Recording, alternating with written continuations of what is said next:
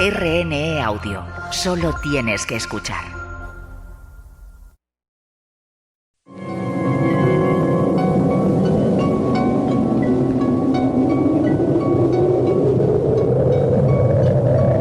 Solo cuando el túnel está en la más absoluta oscuridad es cuando puede volver otra vez la luz.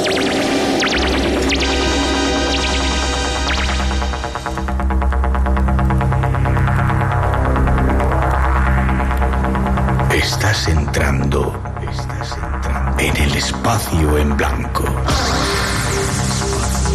Una puerta a nuevas dimensiones de la existencia.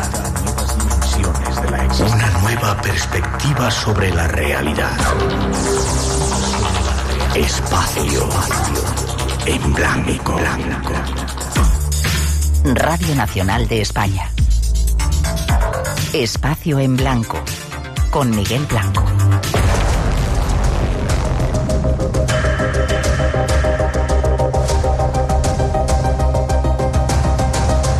Hola, desde el Parque del Retiro en Madrid, y celebrando la cultura y los libros, es el tiempo del espacio en blanco. Algo que hacemos hoy desde el flamante stand de Radio Nacional de España, con un poco de calor y con la gratitud a todos los que han venido a vernos. Os pido un aplauso para que se sienta que estamos ahí.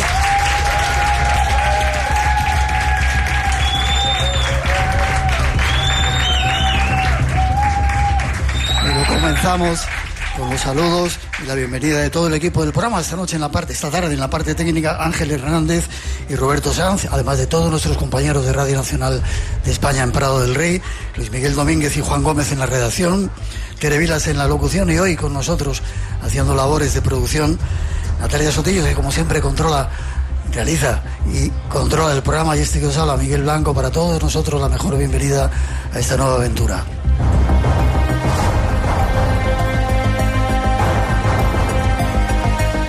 Además, antes de comenzar, recordaros que vamos a hacer un programa especial en 2 semanas. El día 13 de junio vamos a estar en Tenerife, en el Teatro Leal, para compartir nuevas aventuras. Comenzaremos a partir de las 18:30 hora canaria, y no tenéis que perderos ese programa. Aún quedan entradas en el Teatro Leal, la información en el Teatro Leal, o si queréis en el Ayuntamiento de La Laguna, todos los datos de ese programa especial 13 de junio en La Laguna, Tenerife.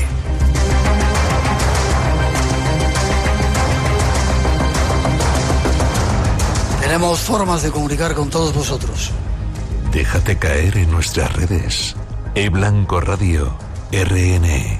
Por WhatsApp 633 50 50 11.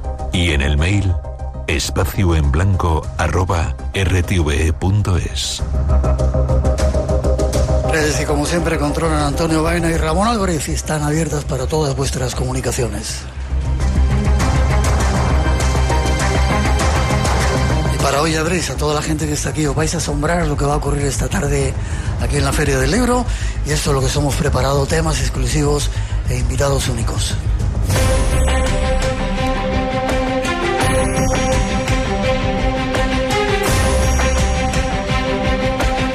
Emisión especial hoy desde la Feria del Libro de Madrid, con varios argumentos e invitados especiales. Iniciaremos la aventura buscando enigmas y objetos malditos en los museos Libro de Madrid. Y nuestro único deseo es que lo disfrutéis en la compañía de la radio.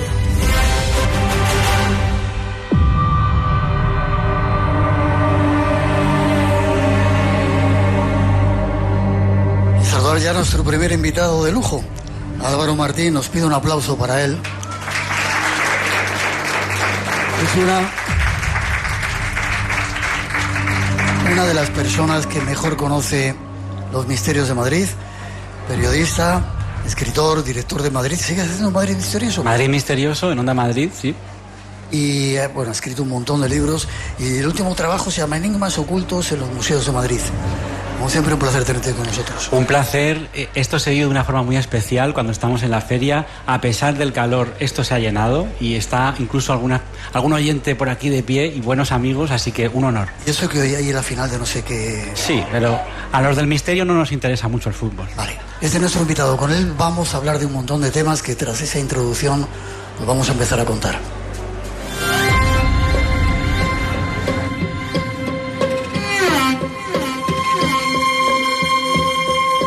Nuestros primeros pasos nos conducen a los museos. Esos lugares que custodian los restos de la historia, de la memoria, de la civilización.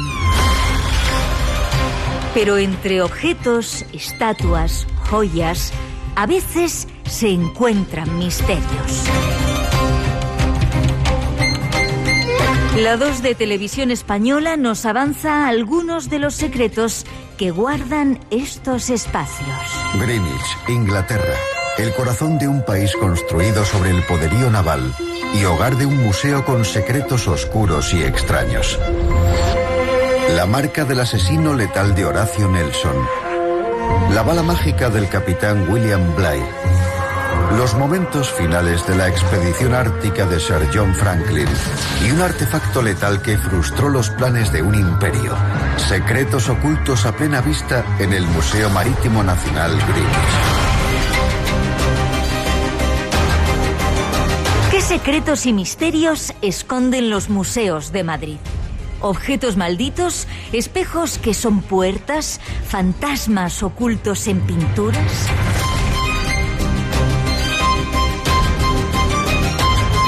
Nosotros también tenemos secretos y enigmas en nuestros museos y nuestro próximo invitado está aquí para desvelar algunos de ellos.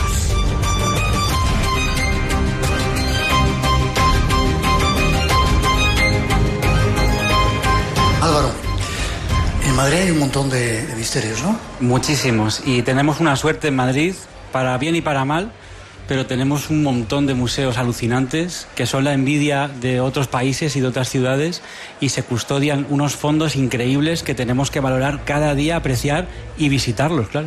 ¿A cuál vamos primero? ¿Al Museo de la Catedral de la Almudena, quizá? Vamos a hacer buena la frase de Madrid al cielo. Vale. Porque en la Catedral de la Almudena tenemos un museo que muy poca gente conoce, porque la entrada está un poco discreta, digamos, y que, aparte de ver una serie de piezas misteriosas que ahora os voy a contar, tenemos una de las mejores vistas de Madrid, desde la cúpula de la catedral. Sí. Así que la gente se apunte a esta visita, que todo el mundo suele entrar en la catedral. A la gente le gusta mucho entrar en la cripta neorrománica, que es una pasada, es lo mejor de la Catedral de la Almudena, pero, ¿y si te digo, Miguel, que en ese museo de la Catedral de la Almudena, que es muy reciente, se inaugura en 2007, tenemos un libro mágico o un anillo maldito? ¿Qué es eso del libro mágico? Bueno, un libro mágico porque todo el mundo aquí conocerá seguramente a nuestro patrón, a San Isidro, sí, labrador. Pues si se habla de San Isidro hoy en día es gracias a que en el año 1504, abriendo su sepulcro, se encontró junto a su momia, bastante bien conservada, dicen que incorrupta, tampoco hay que pasarse, pues un libro que es el Códice de Juan Diácono. Un libro del siglo XIII, ahí es nada, que se conservaba muy bien y en el que se habla de los milagros del santo. Si hablamos del milagro de los bueyes, si hablamos del milagro del pozo, que es algo muy conocido cuando hablamos de San Isidro, pues no lo haríamos así si no conociéramos este libro. Entonces se descubrió que el libro estaba junto a la momia y por ese contacto se tuvo por seguro que el Códice de Juan Diácono, que por cierto nadie sabe quién es Juan Diácono, se ha especulado que pudiera ser incluso un monje templario, pues es milagroso por contacto. Como ha estado con la momia del santo, pues había gente que quería llevarse trocitos de papel, había gente que quería tocar ese libro. No se puede tocar, pero el libro en sí lo tenemos en una vitrina en el Museo de la Almudena. ¿Y la joya maldita?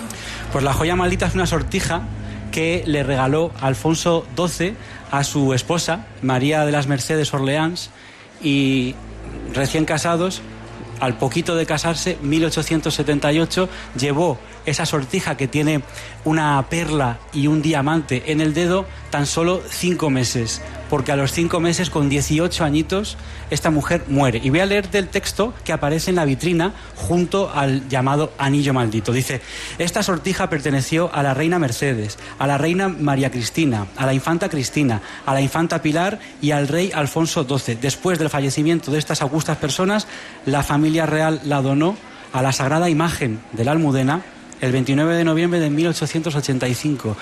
El último que la llevó justo ese año fue el rey Alfonso XII, que murió con 27 años de tuberculosis.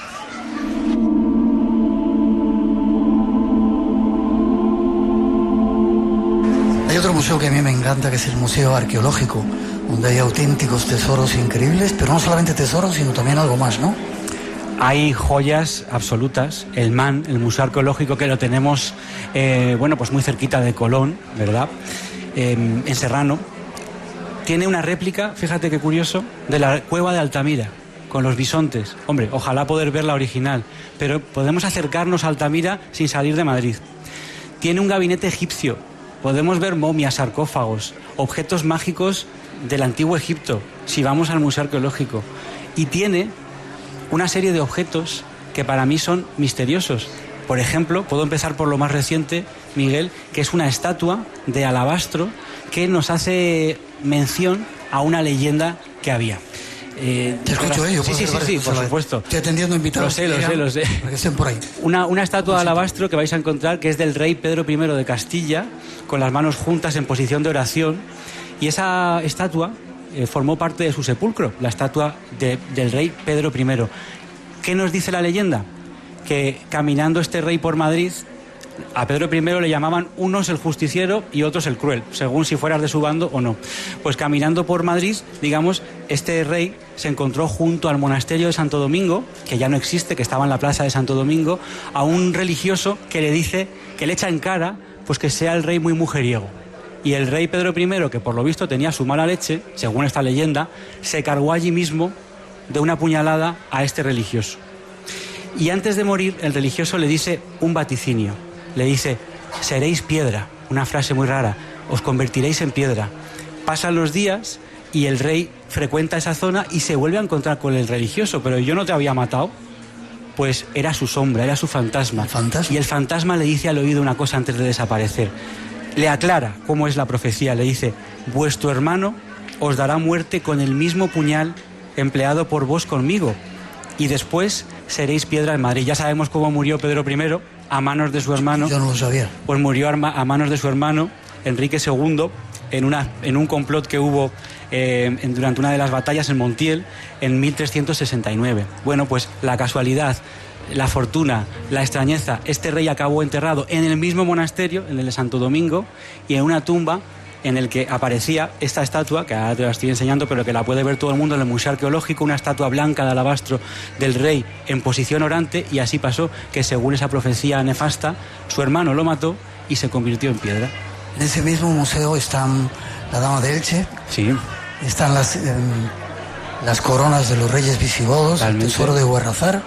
Sí, ¿Y hay algún misterio? Eso ya es bastante misterioso, pero... Hombre, las damas íberas son una maravilla, la dama de Baza, la dama de Elche.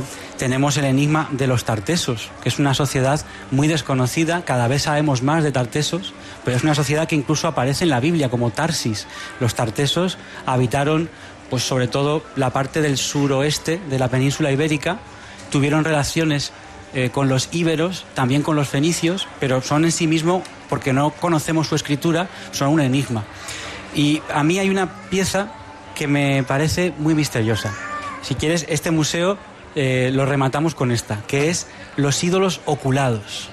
Hay una serie de figuras que están datadas en unos 5.000 a 7.000 años, que aparecieron en la península ibérica, sobre todo del centro para abajo, y que son unas estatuillas que tienen unos ojos muy grandes, como con radios, que se les ha llamado ojos sol o ídolos oculados.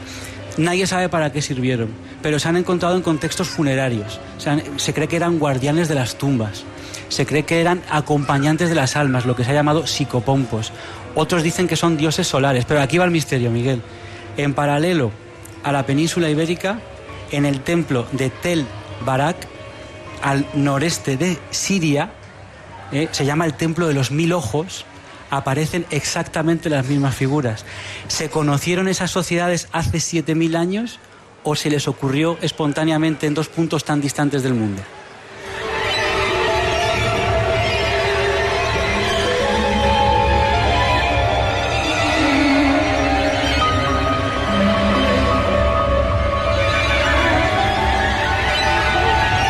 Lo que pasa, Álvaro, que cuando uno va a los museos tiene que ponerse las gafas de ver, los ojos de ver, digo yo. Sí. Porque se te pierden muchas cosas. Totalmente. Que son absolutamente increíbles y que no te das cuenta.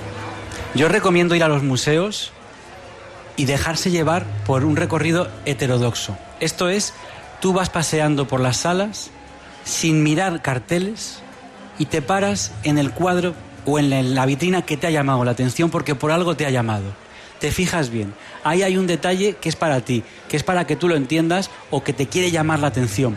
Y luego después ya busques información sobre ese cuadro, quién lo hizo o ese objeto, qué cultura lo confeccionó, porque más allá de los cartelitos, que a veces son muy pequeños y solamente te dice, además hay una frase, vamos a decir, un lugar común cuando se interpretan objetos arqueológicos que en el fondo no se sabe lo que son, que dice que uso religioso.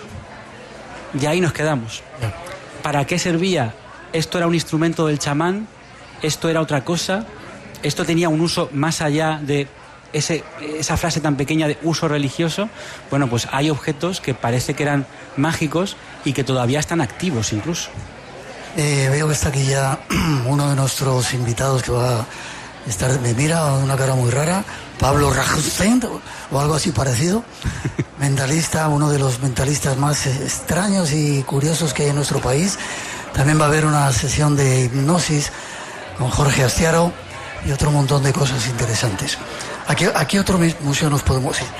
Pues bueno, nos podemos ir, por ejemplo, al Museo Reina Sofía, que es un clásico del misterio. Hoy se cumplían, creo, 40 años del museo, ¿no? Sí, de 1986 fue inaugurado, aunque luego sufrió unos cambios y fue reinaugurado en el 92 con el traslado del Guernica de Picasso, que antes estaba en el Museo del Prado, estaba en el Casón del Buen Retiro.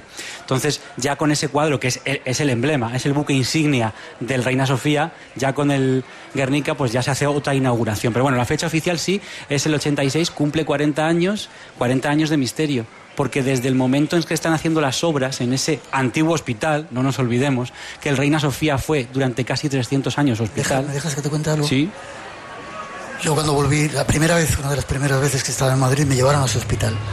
Nunca he visitado un lugar tan tétrico, ¿verdad? Tremendo, terrible. Quiero recordar que había como redes, había que subir escaleras, y había redes, y yo era muy pequeñito, ¿no? Pero pregunté que para qué eran, y era para que la gente no se tirase y se suicidase. Claro. Era lúgubre. Lo hicieron museo, afortunadamente. Sí, lo hicieron museo, pero hay testimonios de cuando eso era hospital, porque mucha gente... Esto cerró a finales de los años 60, casi 70. Entonces, mucha gente en Madrid se acuerda de tener un familiar en el Hospital General, que así es como se llamaba. Habitaciones diáfanas, llenas de camas, condiciones pues no muy óptimas, y luego que como fue hospital casi 300 años, ¿cuál era la psiquiatría en el 1700 y pico? Pues básicamente encerrar a la persona en una habitación era un cautiverio. La psiquiatría no había avanzado como ahora. Te lo digo esto porque uno de los fantasmas que aparecen ahora, en época actual, cuando esto es museo, es el de un personaje que ha sido tildado como un loco, el famoso Ataulfo, que lo descubrieron unos vigilantes de seguridad. No olvidemos que en esos primeros 90 la Ouija estaba muy de moda. No hay que hacer la Ouija, por favor, pero ellos lo hicieron, y en ese contacto en la tabla salió Ataulfo, y daba un mensaje como un poco nefasto, como haciéndole una profecía a uno de esos vigilantes que tuvo un accidente en los días siguientes a tener esa sesión. Y ahí es donde entra, que a mí me lo ha contado más de una vez, el grupo EPTA. Y, por ejemplo, pues... Acabo de oír pasar a Aldo Linares, que luego claro. el programa. Sí, está firmando en estos momentos. Pues Sol Blanco Soler me ha contado más de una vez cómo acudieron a finales de los 80, a principios de los 90, y contactaron con diversas entidades, entre ellas este Ataulfo, que dijo ser un demente, un loco, y que había matado a 5 personas. Era un espíritu negativo que estaba por ahí dando vueltas, ¿no? Es un lugar muy cargado, donde cada vez que se hacen obras aparecen esqueletos. La propia Paloma Navarrete, que en paz descanse, señaló una pared y dijo su famosa frase de "aquí hay muertitos", y cuando se picó en esa pared de pladura aparecieron dos esqueletos que no eran cualquiera. Uno era una monja, porque ese hospital tuvo su zona atendida por religiosas, por las Hermanas de la Caridad, y el otro esqueleto era Bernardino de Obregón, el fundador de una congregación caritativa, algo así como monjes sacerdotes. Todo eso lo tenemos en el Reina Sofía, detrás de las paredes, pero los que trabajan allí, seguridad, limpieza, dicen que se les abren solos los grifos, que los ascensores funcionan sin que nadie le dé al botón.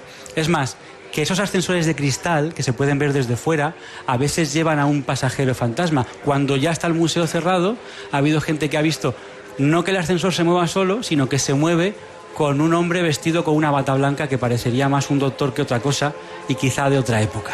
Tenemos aquí compañeros también de seguridad. ¿Sí? Hay que preguntarles a ellos si ven algunas cosas. Creo que en Prado del Rey hay unos cuantos. Saben cosas, sí. A mí me han contado. Casi para terminar, Álvaro, acaba de llegar también otro de los invitados que nos va... Qué maravilla, ¿eh? Cuánta gente buena. Qué bonito juntarnos todos para que... Pues sí. Señor. Daniel Landa me refería. El museo que más te ha llamado la atención... Que no te... espera, antes de nada. Aquí en el Retiro está la única estatua, dicen. Yo creo que hay otra más en algún sitio, pero bueno, creo que he visto una en algún sitio. Haití, hay alguna. En Haití y en Benín, creo. En Haití sobre todo. Dedicada al diablo. Sí. Y parece que había una leyenda de que no estaba a 666 metros, ¿verdad? Mira, además te lo voy a hilar con un museo. Vale. El Ángel Caído, conocido por mucha gente, lo tenemos aquí a tiro de piedra, es una estatua que no es la única estatua dedicada ni al ángel caído ni al demonio en el mundo, pero tampoco hay muchísimas, y eso es curioso, no abundan. Es la más bonita, es la más singular, tiene una magia especial, porque Ricardo Belver, el escultor, se inspiró para realizarla en un texto que también inspiró, atención, a Mary Shelley para crear Frankenstein, El paraíso perdido de John Milton. Bueno, pues tenemos una copia, un vaciado que se llama, una copia de la misma estatua en la Real Academia de San Fernando, que también es un capítulo del libro. Muy cerquita de la Puerta del Sol, la calle Alcalá, tenemos una copia exacta. Lo que pasa es que esa no tiene lo que tiene la del Retiro. Y es que el otro día pasaba por allí, miré en mi reloj a qué altitud estoy sobre el nivel del mar y fijaos qué cifra tan bonita me dio. 666 metros, 666. O sea que no es leyenda, lo que nos han dicho de que...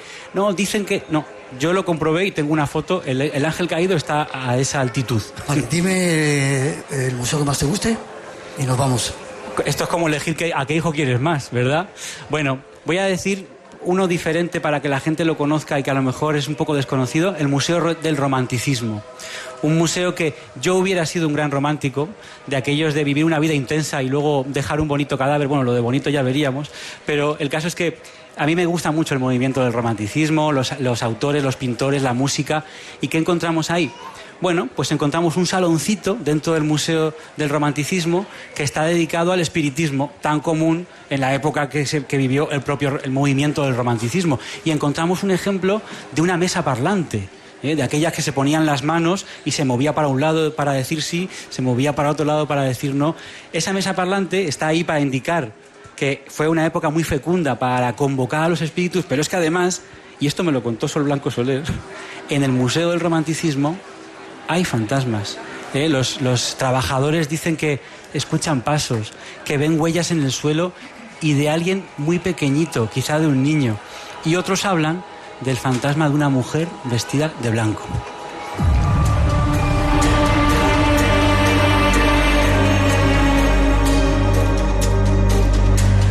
Como siempre, Álvaro, ha sido un placer tenerte. Haces rutas por Madrid también y vas a firmar libros. Sí, estoy firmando el martes que viene, el martes 2, en la caseta 80, de 7 a 9 de la tarde-noche. Y os espero a todos. Y si queréis veniros un día por ahí de ruta, pues en rutasmisteriosas.es. Yo te doy las gracias, Miguel, y me vas a permitir que haga una cosa terrible que no le gusta nada a Miguel, pedir un aplauso para él.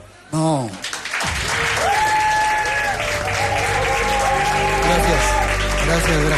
Lo siento, lo siento. Programa especial desde la Feria del Libro con más invitados que se acercan hoy. Gracias.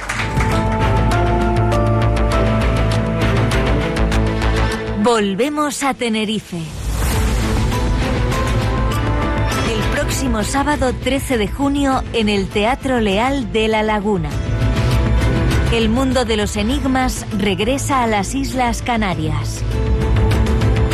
Espacio en Blanco te espera.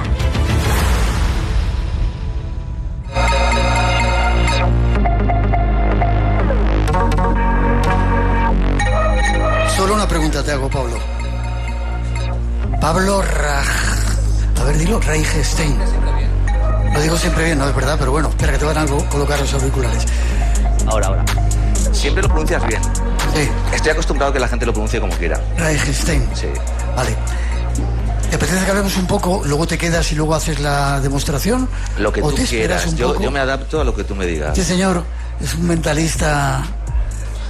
Hace 2 años estábamos aquí también con mucha, no hacía tanto colar, mucha más gente. No sé de qué estábamos hablando, de Egipto, creo. Sí. Y de repente salió la palabra serpiente. Y el tipo de esa bolsa que lleva, que no sé qué llevar ahí, sacó una serpiente que yo pensé que era de juguete. ¿Te acuerdas que la toqué? Sí. Y era una serpiente de verdad. Hace unas... Bueno, pues nos pide un aplauso para él. Bueno, gracias. No hace falta.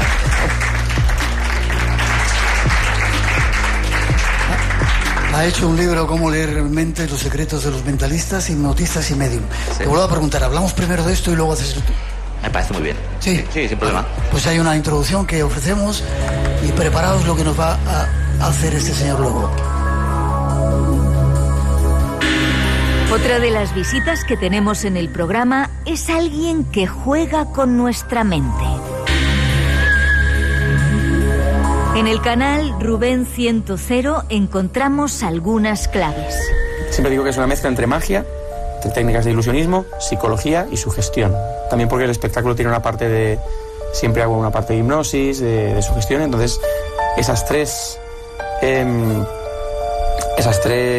elementos están ahí, interactúan entre ellos, a veces se usa más de uno, más de otro, y es obvio que se puede generar esa ilusión de que sé lo que piensas, sé lo que vas a pensar, sé lo que vas a decidir. Puedes adivinar lo que piensa otra persona entre el público, ese tipo de cosas, ¿no? Esto es lo que realizan los mentalistas, pero nos gustaría conocer cómo lo hacen. Hoy en el programa, uno de los mentalistas más destacados de la actualidad nos va a revelar los secretos que los profesionales del misterio han guardado celosamente.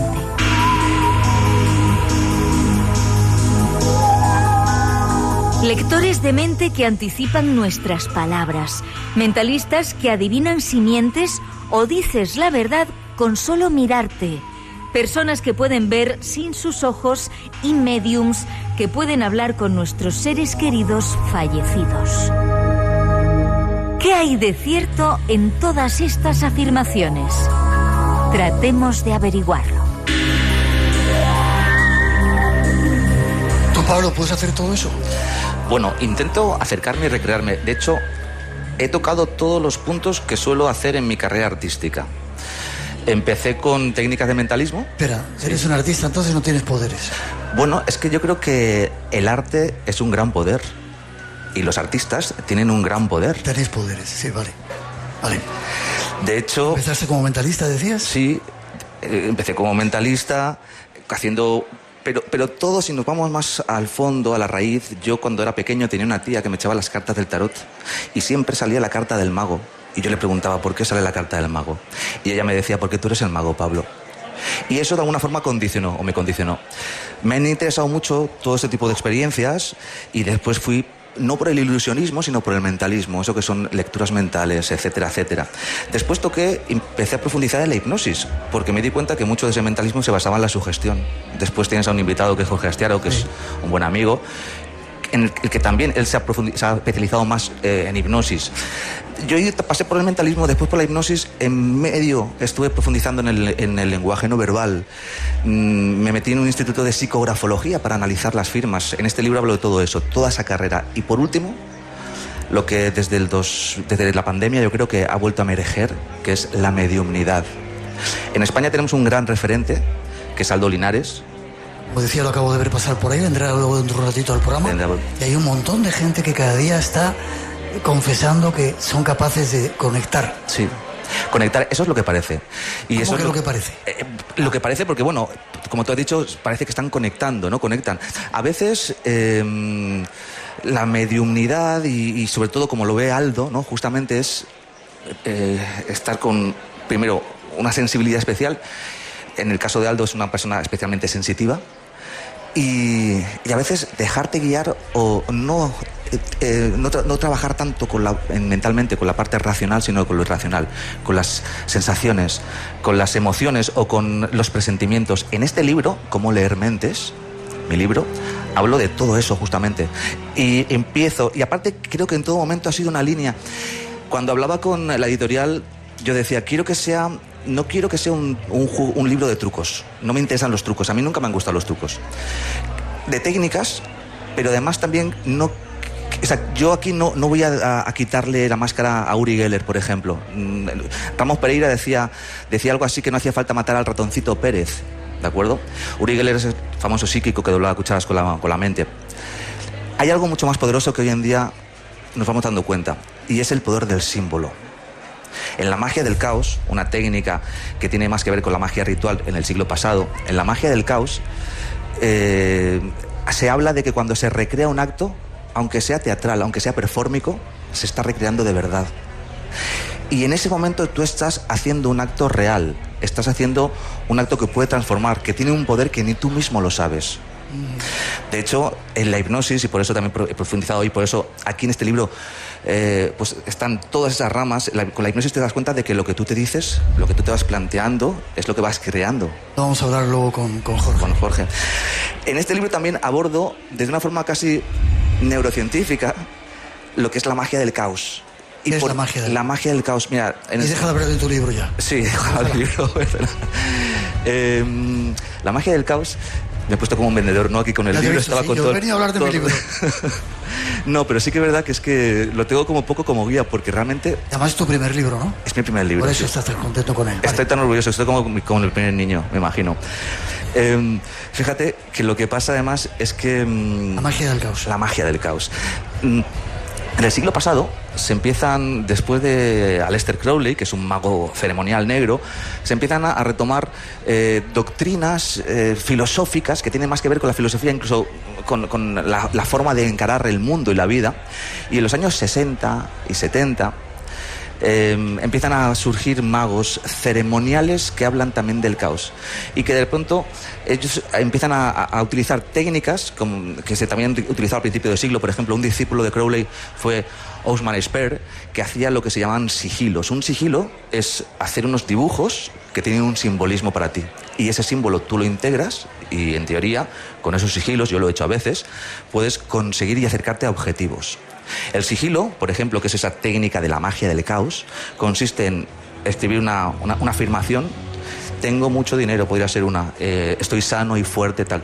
Una afirmación en presente, quedarte con las letras, una serie de letras, y con esas letras hacer un dibujo. Por eso fíjate que está muy cerca del arte también, que hablábamos antes.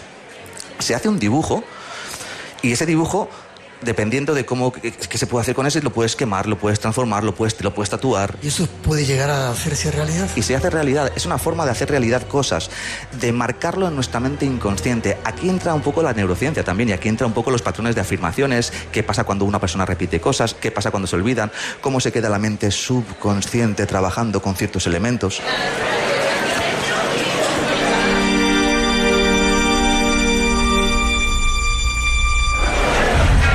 ¿Puedes leer mentes tú?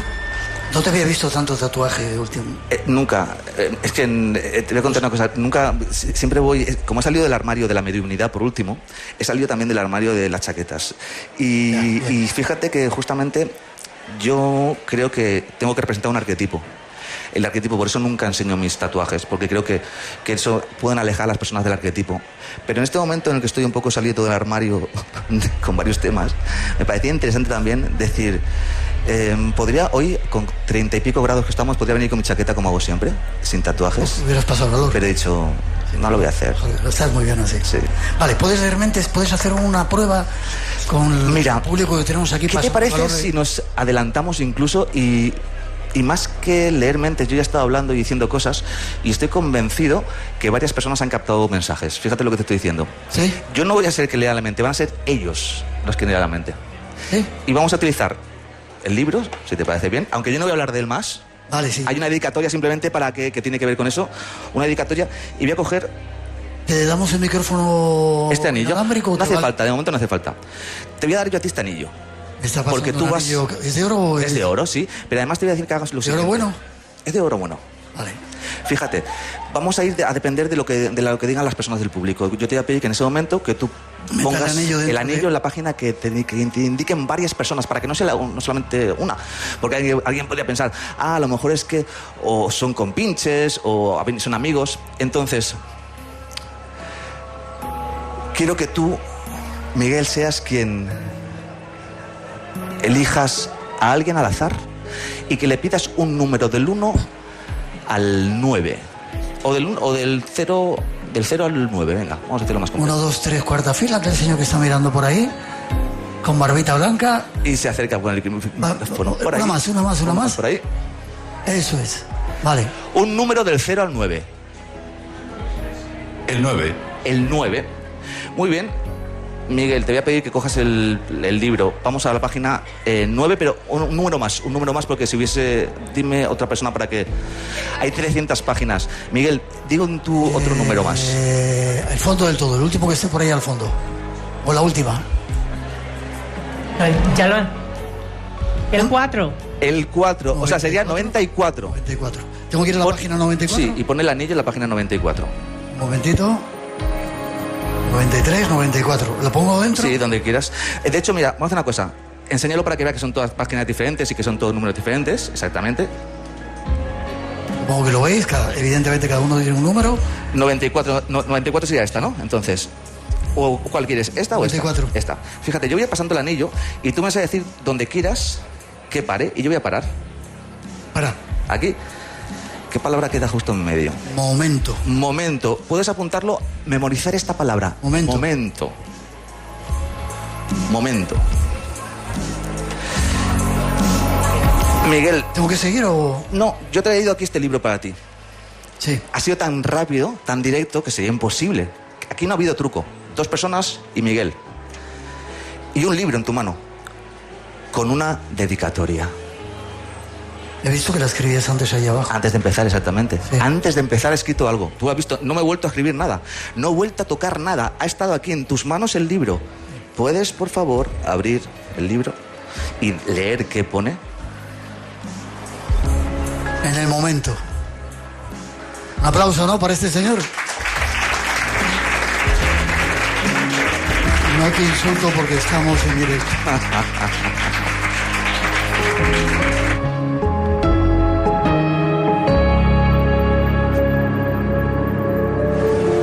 ¿Cómo lo haces? Es un misterio. Mi causa es un misterio, dentro de otro misterio. De hecho, a mí lo que me parece bonito de todo esto es el símbolo, el poder del símbolo, el misterio. Es lo que... Los trucos te bajan a tierra, el misterio es lo que eleva. Déjame que salude, que tenemos también a Alejandro Mohamed Pereira, el director del aeropuerto. No le vamos simplemente a saludarle. Te estamos saludando, está aquí con nosotros. Uno de los aeropuertos más increíbles que tenemos en España, desconocido, el aeropuerto de Teruel. Ese señor es el creador de todo ello. Gracias por venir a vernos por aquí. Muchas gracias.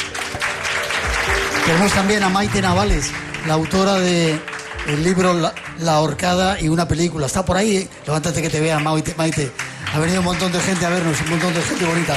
Gracias.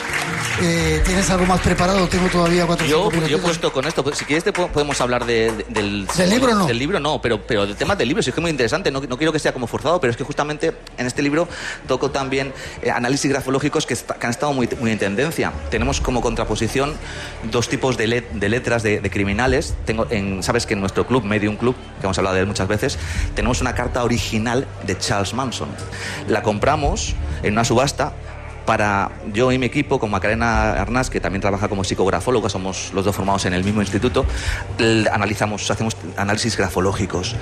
Compramos la carta original en una subasta de Manson y en la última época ha pasado algo además también curioso que menciono en el libro, y es que como psicografólogo, ya no como mentalista ni como sensitivo, como psicografólogo, me llamaron para trabajar, analizar a nivel psicografológico las cartas de José Bretón, desde la cárcel, con el autor del libro, Luis G. Martín.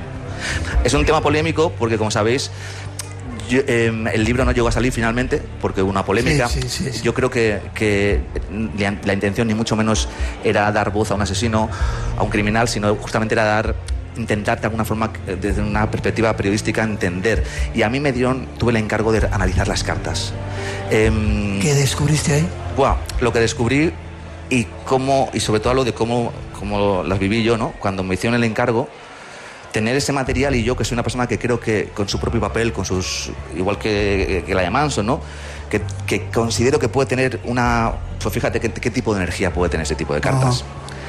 Estuvo en mi despacho durante una semana porque no me atrevía a acercarme a leerlas, me daba pánico leerlas.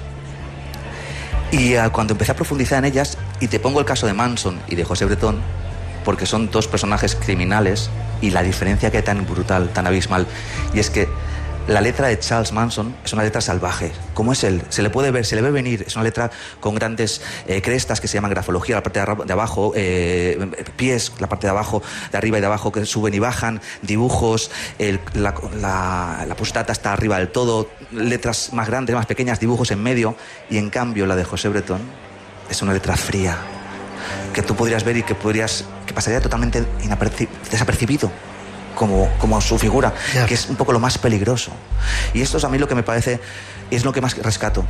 Esa gente que pasa desapercibida, que ves y que podría ser una letra de un estudiante perfectamente modélico, que no puedes ver ningún tipo de emoción. Fíjate todo lo que hay. Tremendo. Exactamente.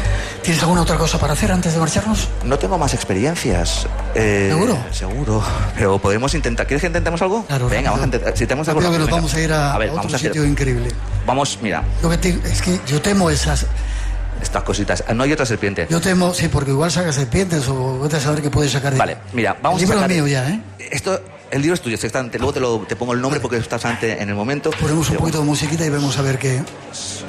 Estás con las cartas Zener, que son esas cartas que tienen cuadrado, estrella, exactamente, círculo. Porque vamos a hacer un experimento. Quiero que hagamos un experimento para ver... A ver... Otra vez, a mí me gusta, sabes que soy muy interactivo con las personas que están aquí, pero también las personas que están en casa. Los símbolos Zener los inventó el doctor J.B. Rhine en los años 20 para testar las habilidades telepáticas con Carl Zener. J.B. Rhine con Carl Zener. Yo te he dado a ti 5, yo también tengo 5 aquí. Son la estrella, vamos a repetir, son iguales. La estrella, el círculo, el cuadrado, las ondas y la cruz. Son todas diferentes, 5. Yo voy a empezar, y voy a intentar empezar, ya que hemos antes sugestionado de alguna forma al público, vamos a intentar seguir, que participen, que puedan desarrollar esa habilidad telepática, de alguna forma. Yo voy a poner un símbolo aquí, y yo siempre voy a poner primero un símbolo. Ahora te voy a pedir que pongas, Miguel, otro símbolo aquí al lado, el que tú quieras. Recordar que yo siempre pongo primero un símbolo. El que tú quieras lo pones boca abajo. Las he traído en grande para que todos podáis verlas. Eso es. Hemos puesto 2 cartas en la mesa, una él, otra yo. Tú la que has querido, ¿verdad? Sí. Ni la he mirado. Ni la has mirado. Ha sido tu intuición. Has cogido, has pasado la mano y ha sido tu intuición. Sí. Ay, fabuloso. Fijaos en esto. Yo he intentado de alguna forma crear una conexión. No contigo. ¿Tú crees que va a ser la misma? Yo soy muy directo siempre. Vamos a ver. Pero antes de nada, ¿qué símbolo llega a vuestra mente? Pensarlo. No hace falta que contestéis, sino que simplemente lo penséis. Porque también ha empezado a llegar hacia vosotros. Vamos a levantarlas a la vez. La tuya y la mía. No he tocado nada. Aquí no hay ni trampa ni cartón. Puras habilidades telepáticas. ¿A cuánta gente le ha llegado el símbolo de las ondas que levante la mano? Ondas. Por aquí, por aquí, por aquí. Muy bien, muchas gracias. Un montón de gente sabía que eran las ondas. Un aplauso para este señor.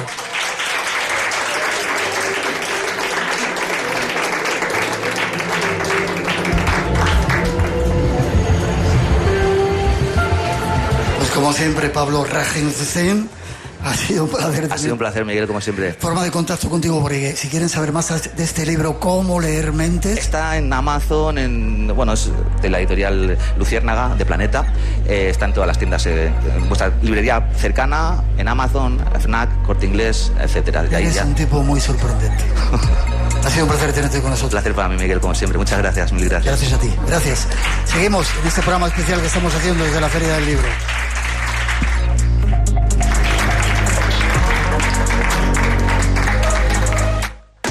Radio Nacional de España, la radio por delante. Premio Rey Jaume I de Protección del Medio Ambiente, de Nuevas Tecnologías. Los premios Rey Jaume I nos llevan de nuevo hasta Valencia. De Economía. No es un día cualquiera, con Pepa Fernández. Este fin de semana en la Fundación Bancaja. No es un día cualquiera. Allí estaremos. A partir de las 8:30 de la mañana, las 7:30 en Canarias.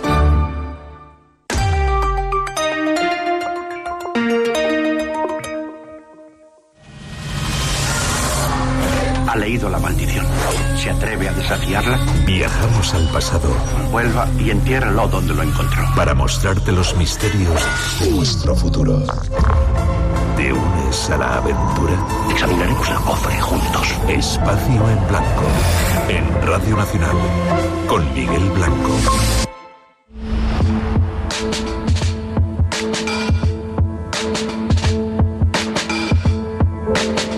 Seguimos con más misterios en este programa especial que estamos haciendo hoy desde la Feria del Libro. Vamos a ofrecer una nueva introducción para dar paso a otro invitado que nos llega con más misterios de un lugar cercano, pero ya veréis que es sorprendente. Un nuevo invitado especial llega al programa con más respuestas a los enigmas de nuestro país.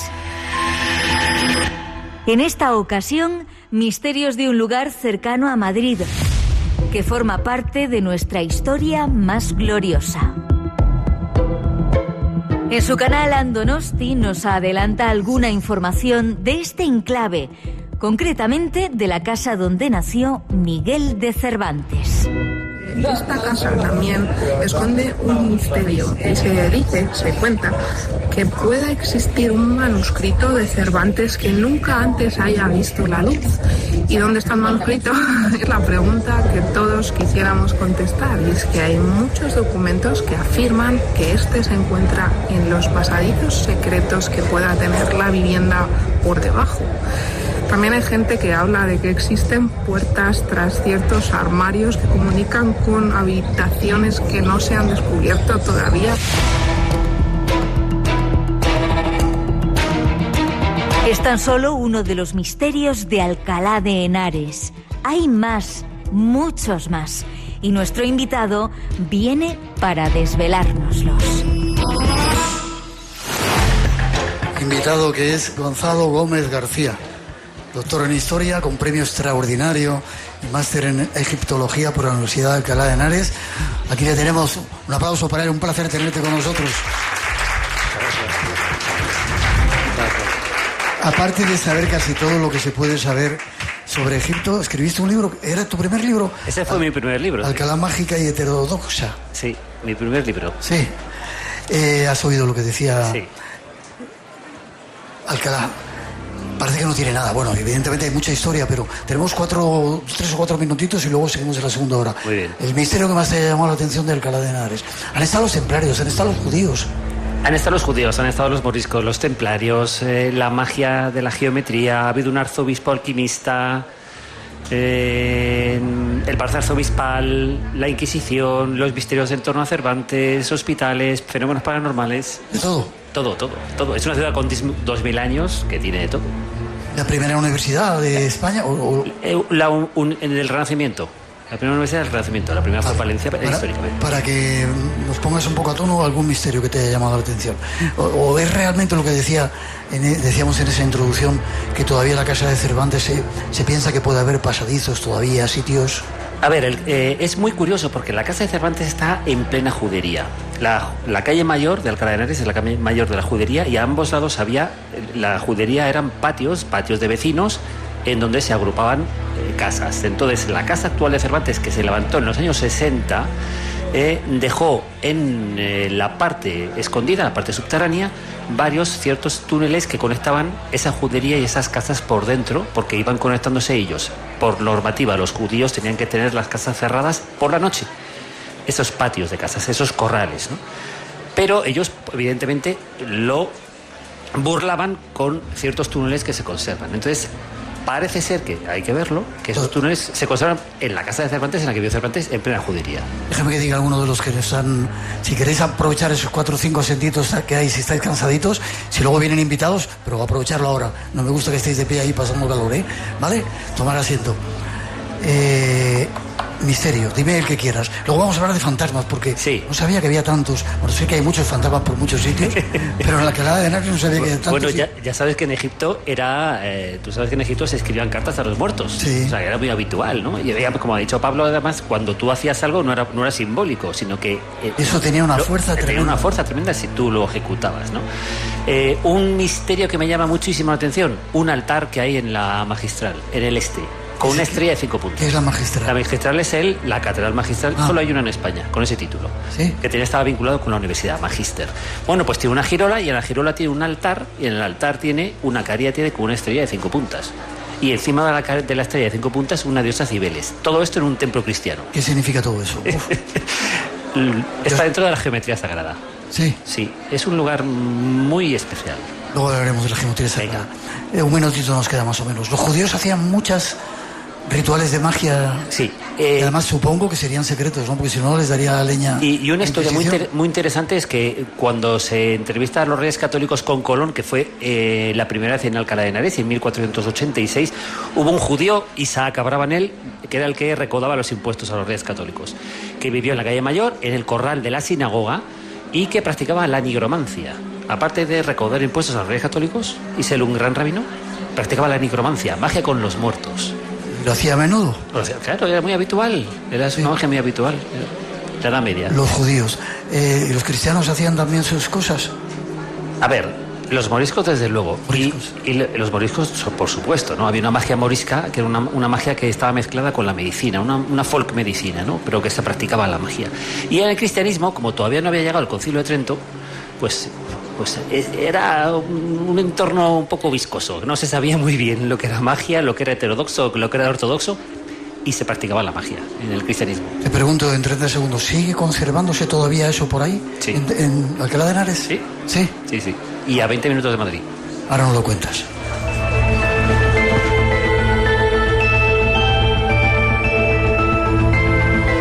Hemos de hacer una pausa, llegan los servicios informativos de las 2, la 1 en las Islas Canarias. Estamos realizando este programa especial desde la Feria del Libro, pasando un poquito de calor y con un montón de amigos que han venido a vernos. Después va a haber todavía más extrañas historias. Viene uno de los documentalistas, el mejor viajero yo creo que hay en este país nuestro, y además alguien que nos va a enseñar trucos de hipnosis, un programa para no perdérselo. Redes sociales abiertas, Blanco Radio René. No os vayáis, que volvemos enseguida.